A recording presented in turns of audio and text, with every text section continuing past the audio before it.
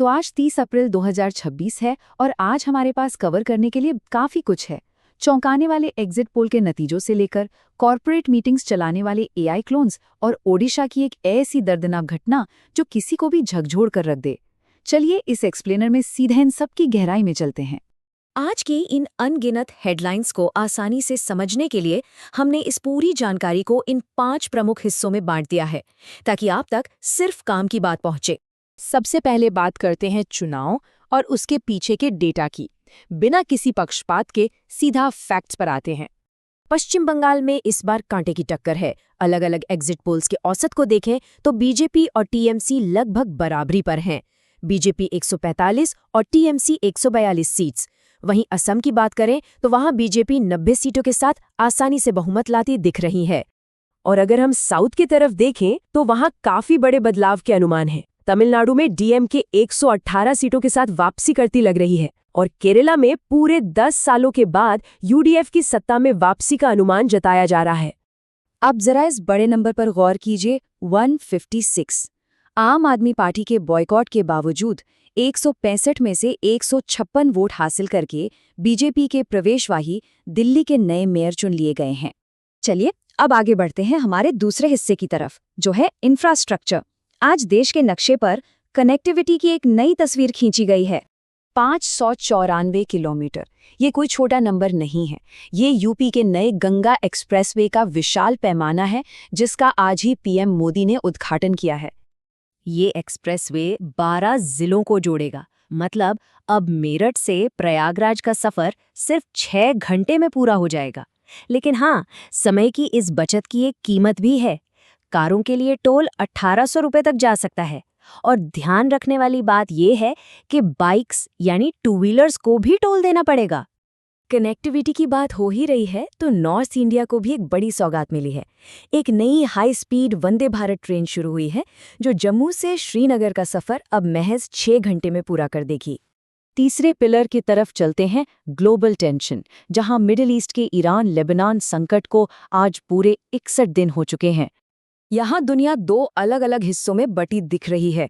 एक तरफ European union का नेतृत्व कह रहा है कि अब कोई टेम्परेरी नहीं बल्कि परमानेंट सॉल्यूशन चाहिए, जबकि दूसरी तरफ अमेरिकी राष्ट्रपति डोनाल्ड ट्रंप ने ईरान को सख्त चेतावनी दी है।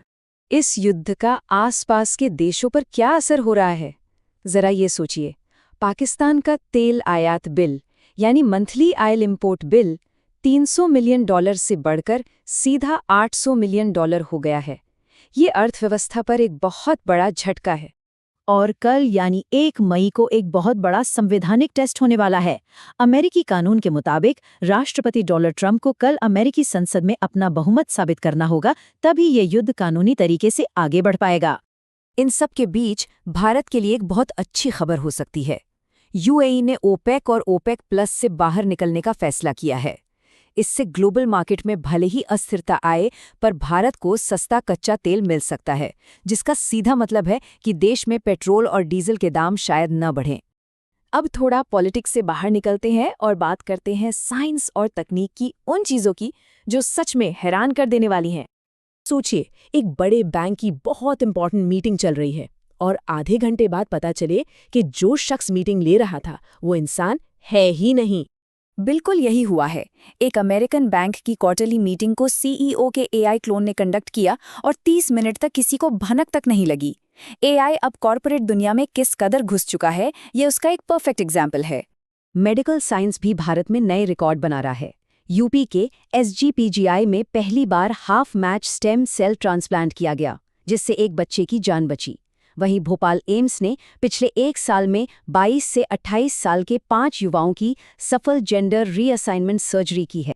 वैसे अगर कभी ये सवाल मन में आए कि झूठी खबरें इतनी जल्दी कैसे फैल जाती हैं, तो इसके पीछे एक मनोवैज्ञानिक कारण है जिसे द इल्यूजन ऑफ ट्रुथ कहते हैं। जॉर्जिया स्टेट यूनिवर्सिटी के अनुसार हमारा दिमाग इस तरह काम करता है कि अगर किसी झूठ को बार बार बोला जाए तो हम उसे सच मान लेते हैं। अब आते हैं अपने आखिरी पिलर पर, मौसम, अर्थव्यवस्था और कुछ नए नियम जो कल 1 मई से दैनिक जीवन पर सीधा असर डालने वाले हैं। मौसम के मोर्चे पर हालात वाकई गंभीर हैं। देश के 19 राज्यों में बारिश और आंधी का अलर्ट है। वहीं यूपी के बांदा में पारा 47 डिग्री सेल्सियस तक पहुंच गया है, जो दुनिया का सबसे गर्म शहर बना हुआ है। इसी बीच आज ओडिशा और छत्तीसगढ़ के गरियाबंद में 4.5 तीव्रता का भूकंप भी महसूस किया गया। इकोनॉमी की बात करें तो सोने के दाम 1,48,000 रुपये प्रति 10 ग्राम और चांदी 2,39,000 रुपये प्रति किलो तक पहुंच गई है। विरका डेयरी ने भी दूध के दाम में 20 रुपये प्रति किलो फैट का इजाफा किया है। और हाँ, मई के महीने में बैंक 12 दिन बंद रहने वाले हैं। लेकिन इन आंकड़ों से परे उड़ीसा के क्योंझर जिले से एक ऐसी घटना सामने आई है जो ब्यूरोक्रेसी और गरीबी की एक बेहद दर्दनाक तस्वीर दिखाती है। जीतू मुंडा नाम के एक गरीब मजदूर की बहन ने अपने मवेशी बेचकर बैंक में 19,000 रुपये जमा किए थे। बहन की मौत के बाद जब जीतू वो पैसे निकालने गया तो बैंक ने डेथ सर्टिफिकेट मांगा, जो उसके पास नहीं था।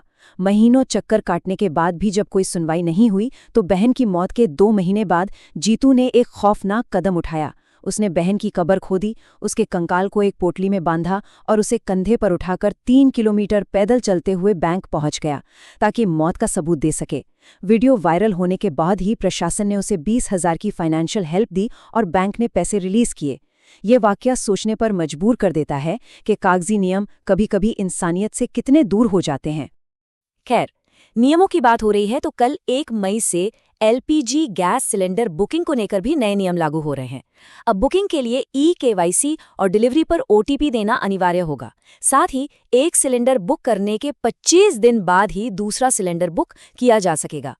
तो चाहे वो कॉरपोरेट बोर्डरूम्स में AI का कब्जा हो, आसमान छूते सोने के दाम, या फिर उड़ीसा का वो दिल दहला देने वाला सच, इनमें से कौन सा बदलाव आने वाले कल को सबसे ज्यादा प्रभावित करेगा, ये सोचने वाली बात है। अगर ये एक्सप्लेनर पसंद आया है तो लाइक, सब्सक्राइब और शेयर करें ताकि ऐसी इन्फॉर्मेटिव वीडियो सबसे पहले आपके पास पहुंचे।